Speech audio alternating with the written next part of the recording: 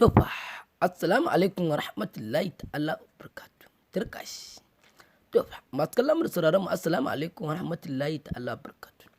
Kadimi sauraro ci gaba da bibiyar maganin muna dora muku shirin na mai dogon zango a takwan Jamilin Jidda. Shiri ne wanda aka fara yin sa kwanan nan. Sai dai mai sauraro mun fara kawo muku shine ganin cewa a yanzu Jamilin Jiddan yana da kyau. Ganin cewa ya sha bamban da irin labaran da ake kawo muku season. Sai dai mai sauraro ka tsaya kan ganin cewa a yanzu fa ka kalli Jamilin Jidda. To fa sai dai Jamilu farin ciki ya kama shi ganin cewa a yanzu fa ya haɗu da Ruth. Ganin cewa sun je za su musuluntar da Ruth a ƙauyensu amma dai ya samu da soyayyar Ruth. Amma kuma bayan in ba za ku manta ba masu kallon mu da sauraron mu. Sai dai Jamilu ya kamu da soyayyar Ruth ganin cewa Ruth ta sace mai zuciya amma kuma Ruth ba musulma ba ce. Sai dai ya ce a haka zai musuluntar da ita ganin cewa ai soyayya ita babu ruwanta da musulunci kuma a haka za su yi aure. To fa sai dai fa daga bakin Jidda fa ta ce ita kadai ce nan babu dama ya mata kishiya ganin cewa ita kadai ce nan za ta iya rayuwa da shi kuma duk wanda ya kusa da shi za ta iya kashe shi ganin cewa a yanzu fa Jidda fa matukar kishin Jamilu ya kama ta.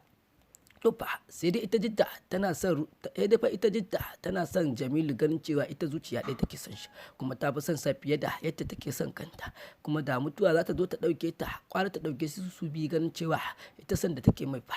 To fa sai dai Amal ta kawo wa Jidda ziyara ganin cewa tunda Jamilu dan uwanta ne amma daga bakin Amal ta ce ita ta ga gidan Jamilu ya burge ta babu abin da za ta iya yi kuma abin da ba ta nema ba ta.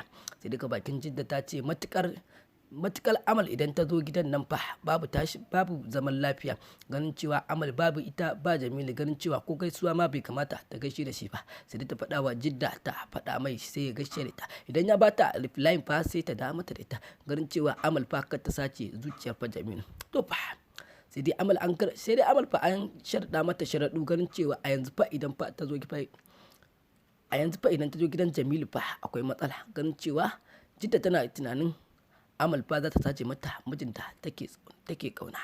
Sai dai Jidda ta gwada wa Amal fa ta haƙuri idan ba za ta iya jan sharɗan da ta gindaya mata to ta haƙuri fa ta ci gaba da tafiya ganin cewa ita hankalinta ma sai ya fi kwanciya.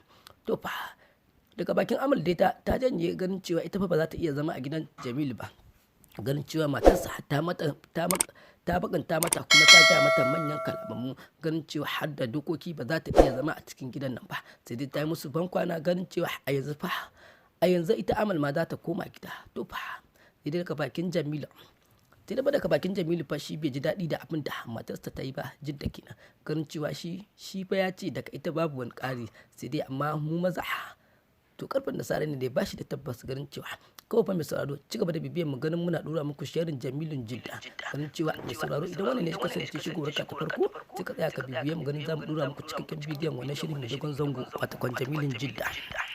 To fa kaɗan dai daga cikin shot